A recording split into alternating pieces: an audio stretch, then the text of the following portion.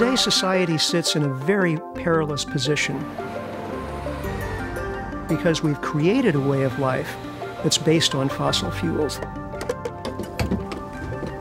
Americans consume more energy than anyone else. The big piece of it is personal vehicles, but it's also the most inefficient piece. When your car needs gas, you gotta fill it up. Reliance on imported oil brings with it issues of energy independence, economic security, and political stability. We import 60% of our energy, and that's going to go to 70%. Now, with seemingly soaring gas prices, there's an effort to replace some of the imported oil from American soil. Farmers are asked to fuel our country. Well, hopefully it's a way to lessen our dependence on foreign oil. The fuel comes from the cornfields of America's heartland, ethanol. But it brings two conflicting forces into battle and a maze of complicated issues. It does not solve any of the large-scale problems of energy supply in the United States. There are many factors that would motivate an informed person to use ethanol fuels as opposed to gasoline. It's politics, pollution, and economics all together. Renewable fuels such as corn ethanol are part of a whole portfolio of renewable energy strategies.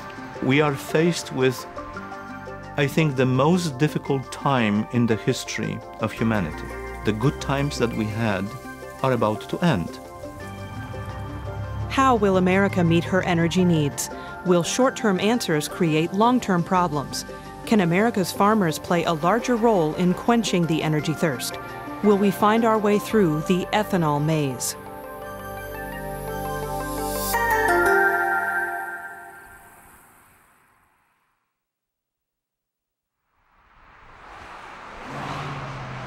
In big cities and wide open spaces, our addiction to vehicles powered by petroleum is driving the country in a new direction. The changes are fueled by new standards that significantly increase biofuel production. The initiative brings new hope to struggling rural America.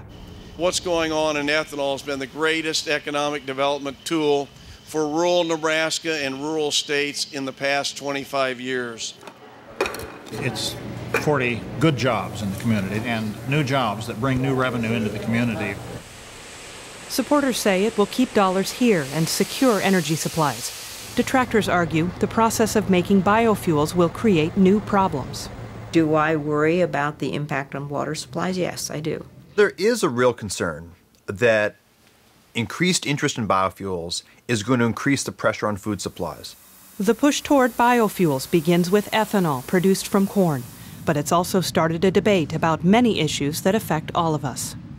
Well, if there is a national religion in the United States, it's really not Christianity, it's corn. I think ethanol is a lightning rod because modern, large-scale, scientifically based agriculture is a lightning rod.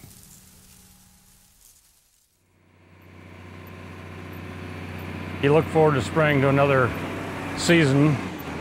I guess it's just a feeling of rebirth. Spring in Nebraska, when the earth comes to life. In an agricultural state, spring lures farmers back to the fields. Being outdoors, and I always knew I wanted to farm.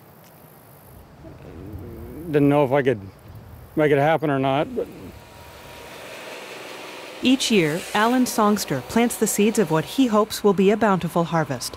It's been his way of life for more than 3 decades.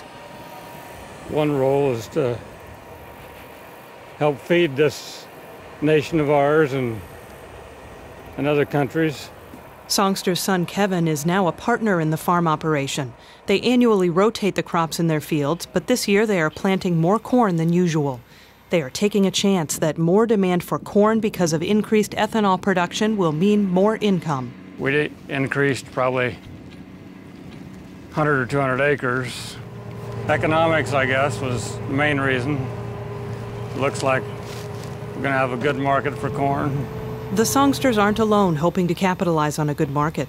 They are planting 10% more corn than the previous year of 2006. Farmers around the U.S. are growing 15 to 20% more. We've been seeing recently, corn prices are higher than average, and a lot of that has to do with ethanol demand.